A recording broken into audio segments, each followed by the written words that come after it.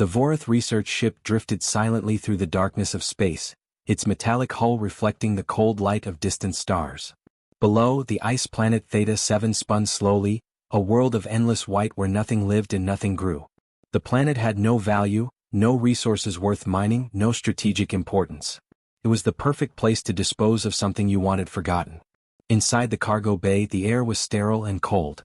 Fluorescent lights hummed overhead, casting harsh shadows across rows of scientific equipment. In the center of the room sat a reinforced containment pod, and inside that pod lay something that had cost the Vorith 3 years of research and countless credits. A massive predator from the death world of Krell Prime. The creature was enormous. Even lying on its side, sedated and motionless, it measured over 2 meters from nose to tail. Its body was pure muscle wrapped in silver-striped fur that would have been beautiful if not for the matted patches of dried blood. The fur was stained dark around dozens of surgical sites where the Vorith scientists had cut, tested, and experimented. Metal implants protruded from the skull like obscene decorations, glinting under the cold lights.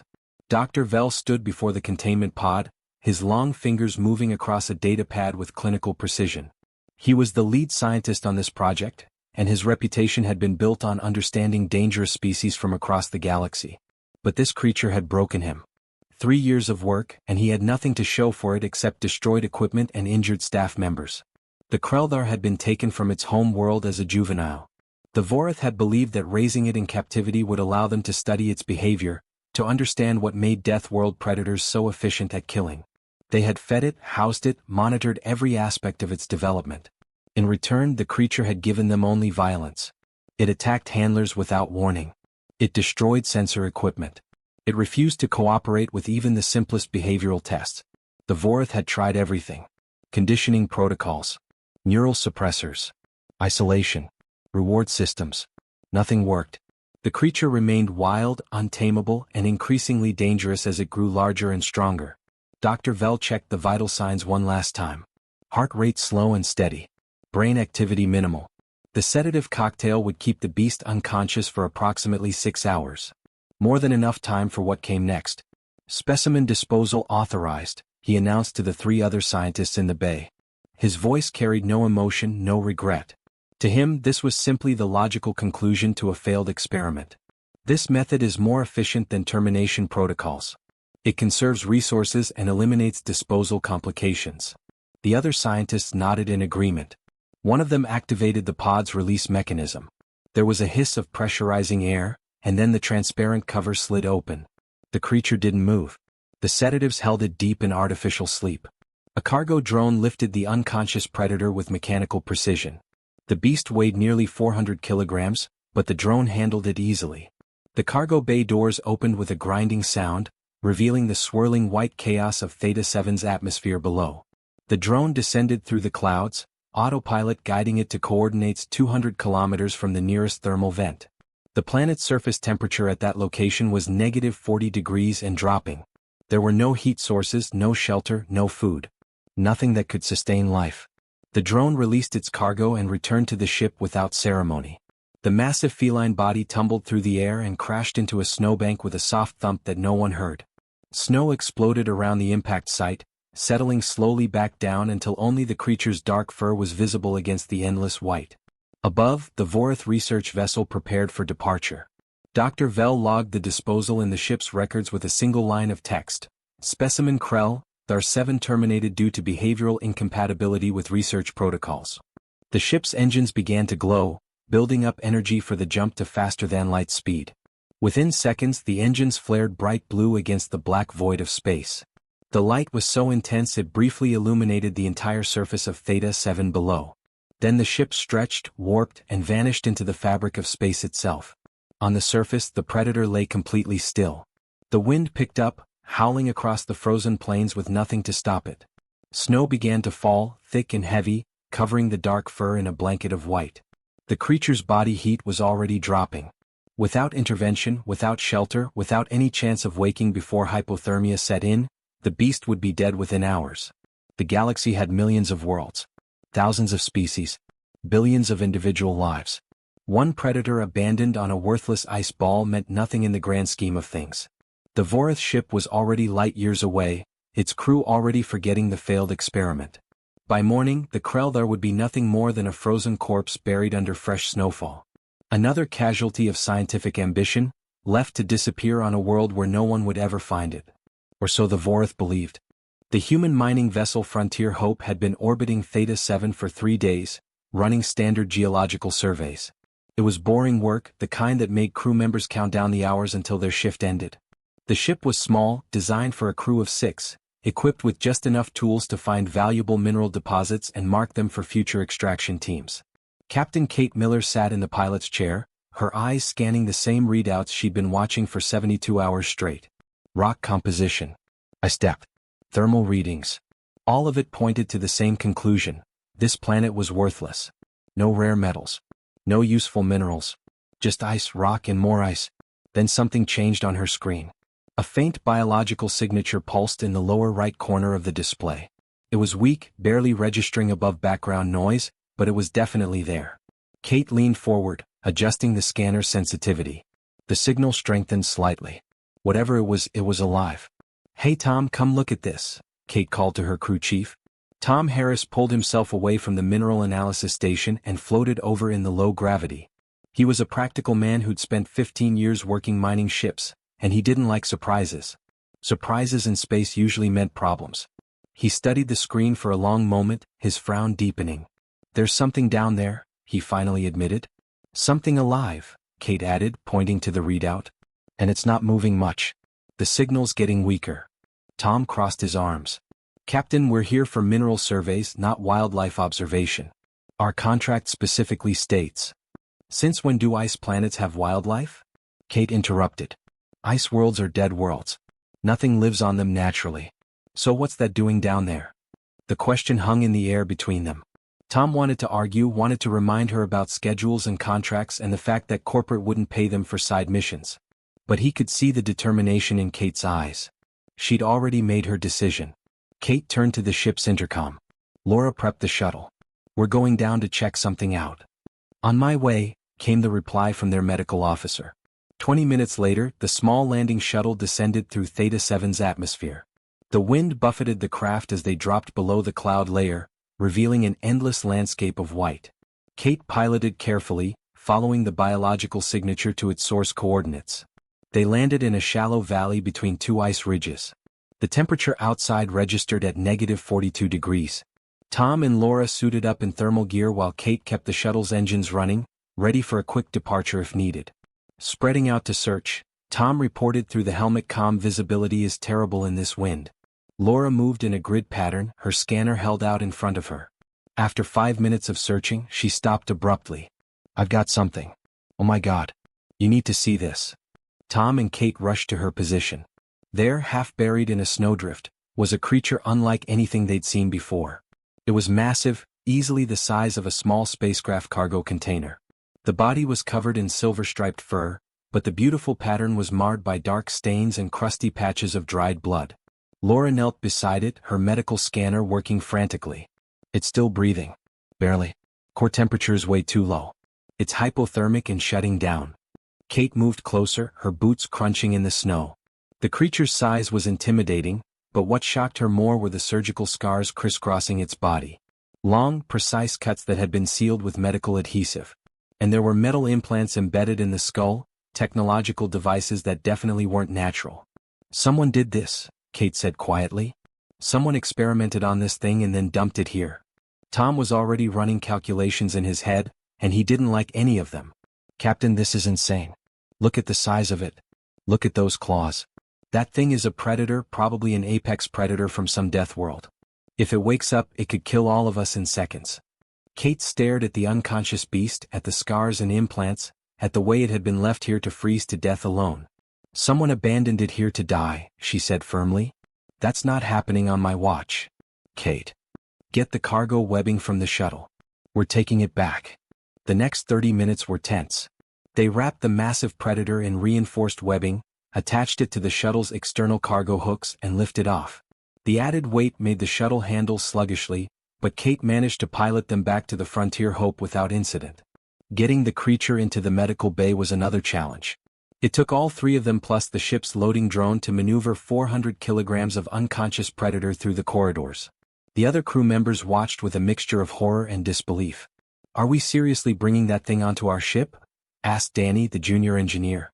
"We're not leaving it to die," Kate answered, and her tone made it clear the discussion was over.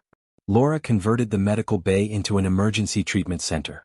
She worked through the night, slowly raising the creature's core temperature using thermal blankets and heated floor fluids. The process had to be gradual.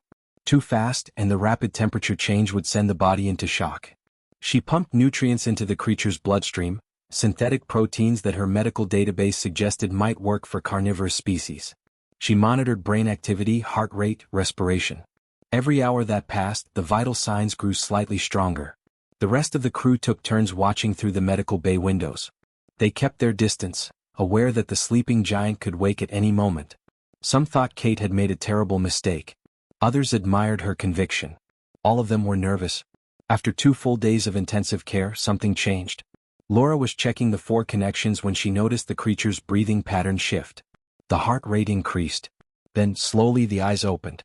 They were golden, with vertical pupils like a cat's. And they fixed directly on Kate, who stood just inside the doorway.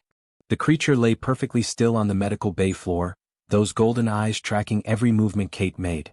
Laura had retreated to the doorway, her hand hovering near the emergency lock button. Tom stood in the corridor behind her, holding a tranquilizer rifle they'd pulled from the emergency equipment locker. Kate raised both hands slowly, showing her palms. "Easy there," she said softly. "We're not going to hurt you." The predator's ears rotated forward, focusing on the sound of her voice. Its muscles tensed, and for a moment Kate thought it might spring at her. She'd seen enough nature documentaries to know what a predator looked like before it attacked. But the attack never came. Instead, the creature just watched, those intelligent eyes studying her with an intensity that made Kate's skin prickle. "Why isn't it attacking?" Tom whispered from the corridor. "I don't know," Laura replied quietly. "Maybe it's still too weak. Or maybe it knows it's outnumbered." But Kate didn't think it was either of those things. She'd spent enough time around animals back on Earth to recognize body language. This wasn't the posture of a creature preparing to fight. It was the posture of something trying to understand a completely new situation. The standoff lasted for 10 minutes. Kate stood motionless, speaking in a calm, steady voice about nothing in particular. The weather on Theta 7. The mining survey they'd been running. How she'd grown up on a farm in Colorado. It didn't matter what she said. What mattered was the tone, the lack of threat in her movements. Finally, the predator lowered its head slightly and closed its eyes. Not sleeping, but showing it wasn't interested in fighting. Kate took it as a victory and slowly backed out of the medical bay. The crew held an emergency meeting in the mess hall. Everyone had opinions about what to do with their unexpected passenger. "We should sedate it again and drop it somewhere safe," Danny suggested. "Maybe a nature preserve or something."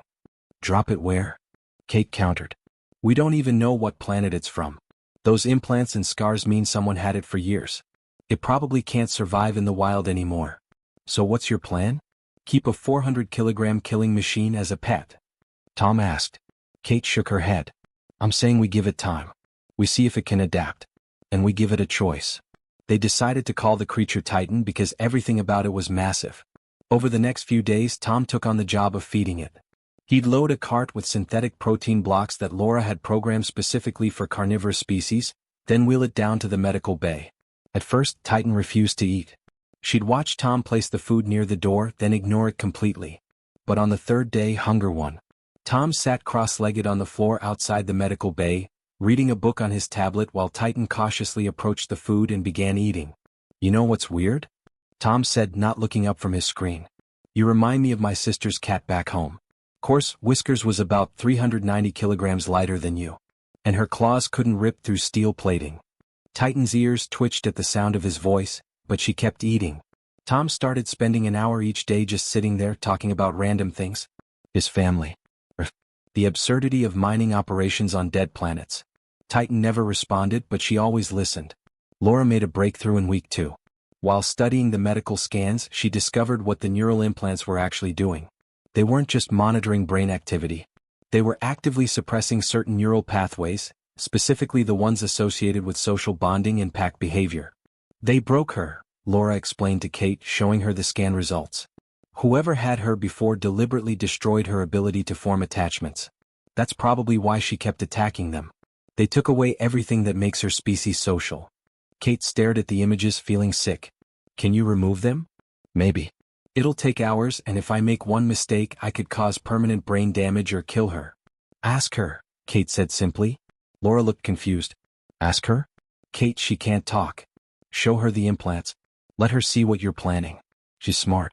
She'll understand. It took creativity and patience, but Laura managed to communicate the basic idea using images on a tablet. She showed Titan scans of her own brain, highlighted the implants, then showed what they were doing. Titan studied the images for a long time, then looked at Laura and slowly lowered her head, exposing her skull. Permission granted. The surgery took 6 hours. Kate and Tom stood by in case anything went wrong, but Titan remained perfectly still throughout the procedure, even though they could only use local anesthetic. When it was done, Laura removed 3 implants, each one a small piece of technology that had been causing immense damage. The change wasn't immediate. It took weeks. But gradually, Titan began following Kate around the ship. At first, it was just short distances from the medical bay to the mess hall. Then longer trips through the corridors.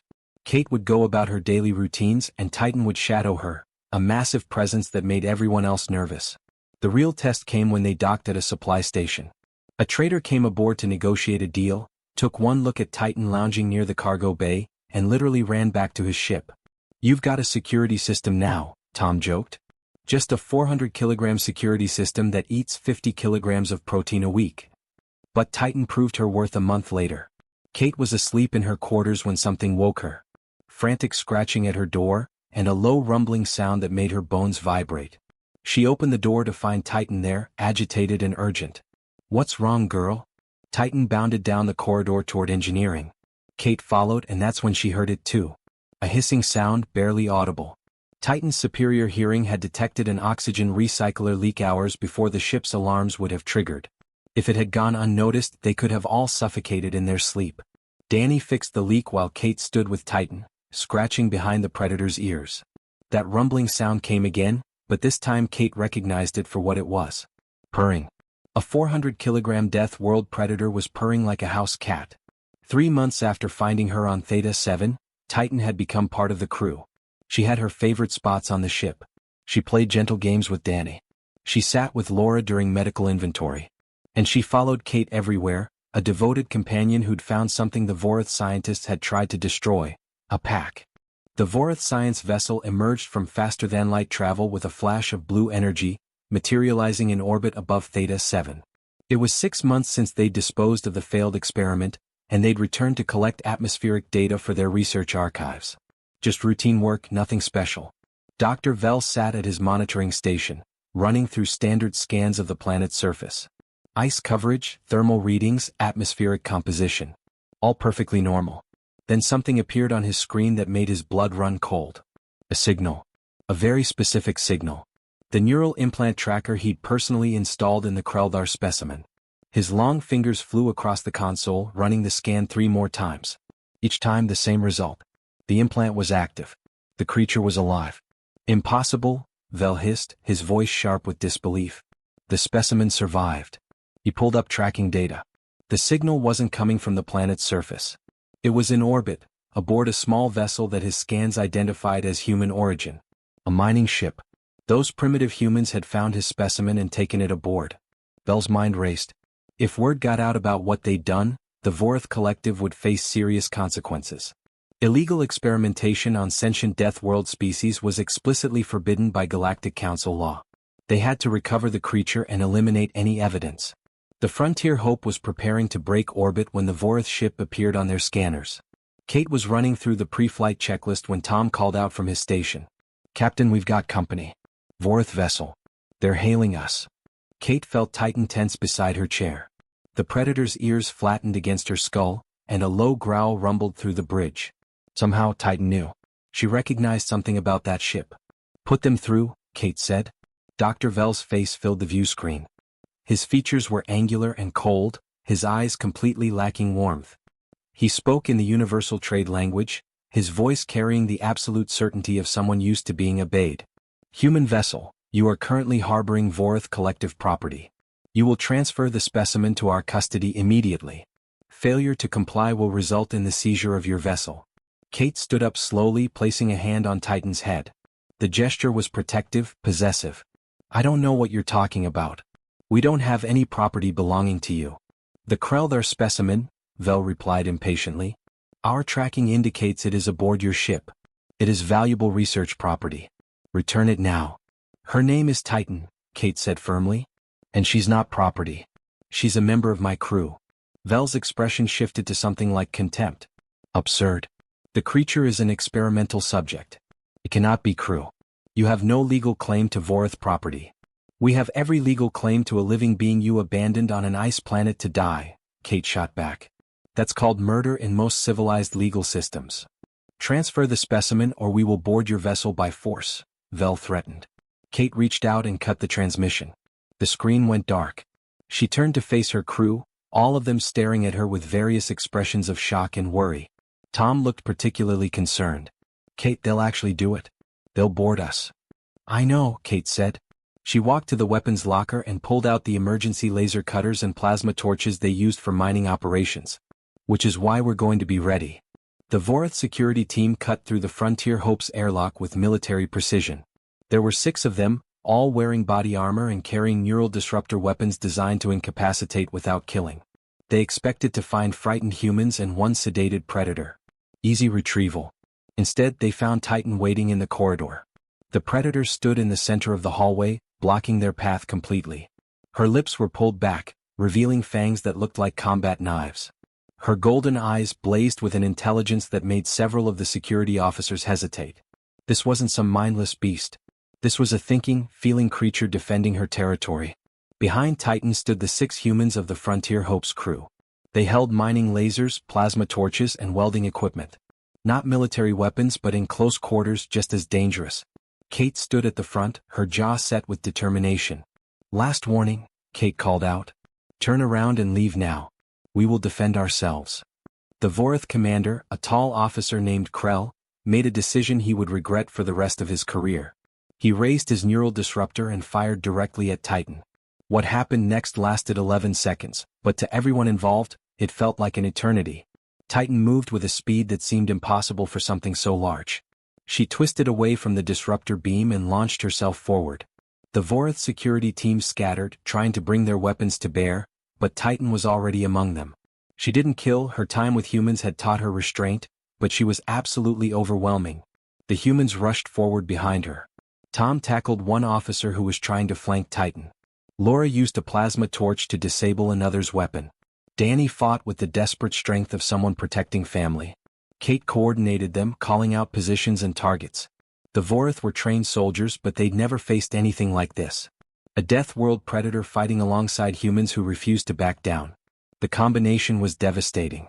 When the smoke and chaos cleared, all 6 Vorath security officers lay unconscious on the deck. The human crew was bruised and breathing hard but alive.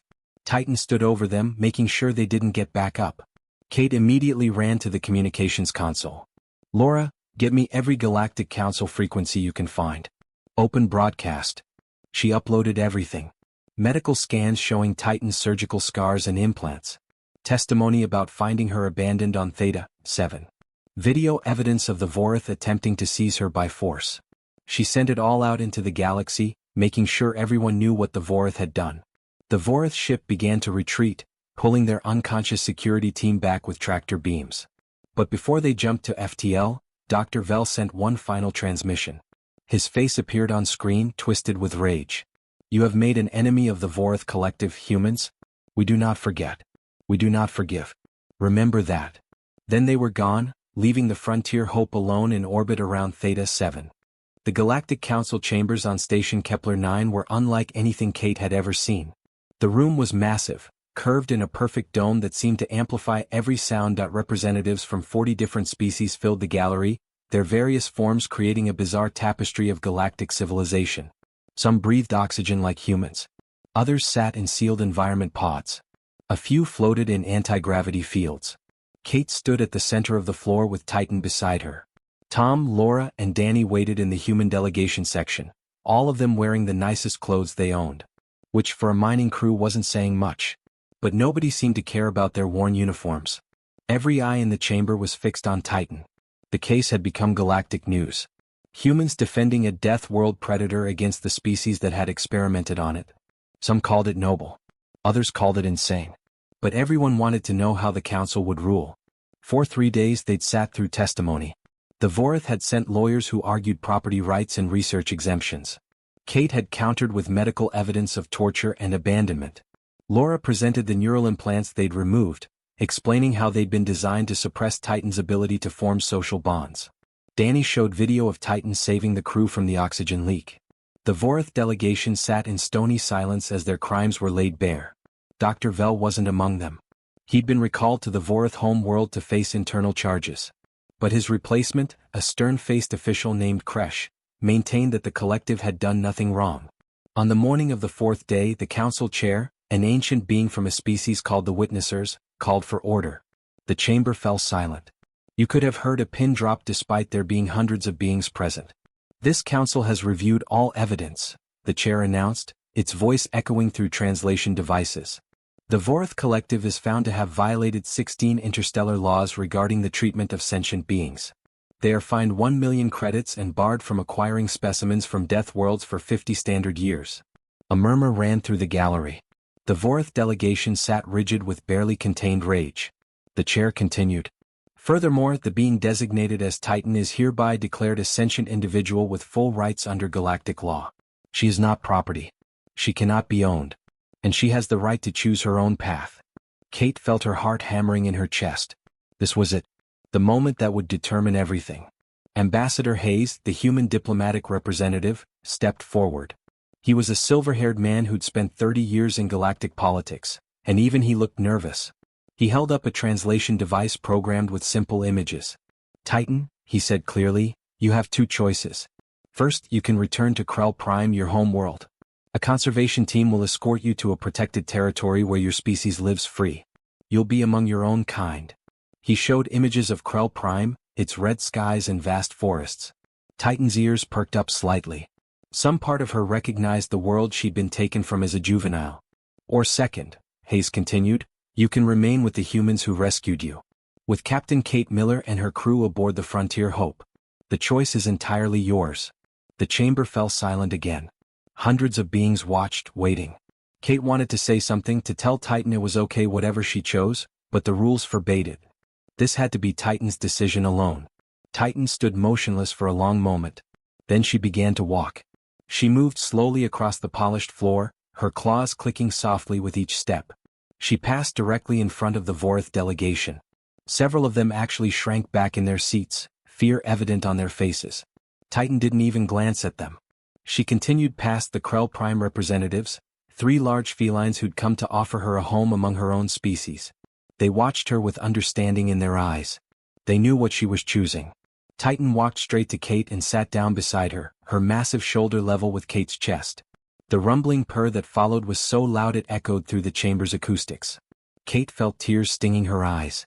She reached out and scratched behind Titan's ears, right in the spot that always made the big predator relax. Decision noted and recorded, the chair announced. May this case serve as an example to all species. Sentient beings are not commodities. They are not property to be discarded when inconvenient. This council stands adjourned. The gallery erupted in noise. Some species cheered. Others argued. The Vorath delegation left quickly, their humiliation complete. But Kate barely heard any of it. She was too busy hugging Titan, feeling the warmth of the predator's fur and the steady rumble of contentment. 6 weeks later, the Frontier Hope was back in space, cruising toward the Barnard system on a new mining survey. Kate stood on the bridge watching stars streak past the view screen. Titan dozed at her feet, occasionally twitching her tail in her sleep. Tom brought coffee from the mess hall, along with a plate of synthesized meat for Titan. The predator woke up immediately at the smell of food, making everyone laugh. You know what I still can't believe? Laura said from her medical station. The Vorath actually thought leaving her on that ice planet was mercy. Like it was the kind thing to do. They couldn't even imagine that someone might actually care about a creature that couldn't give them anything in return. Kate sipped her coffee thinking about that. That's what makes us human, I guess. We don't abandon family. Doesn't matter if they're our own species or not. Doesn't matter if they have 2 legs or 4. And it definitely doesn't matter how sharp their teeth are. Titan finished her meal and returned to her spot beside Kate's chair, settling down with a contented sigh. Somewhere far across the galaxy, the Vorith were probably still angry, still nursing their wounded pride. But here, aboard a small mining vessel, a 400-kilogram apex predator from a death world had found something the Vorith would never understand. She'd found a pack worth fighting for and humans crazy enough to fight beside her.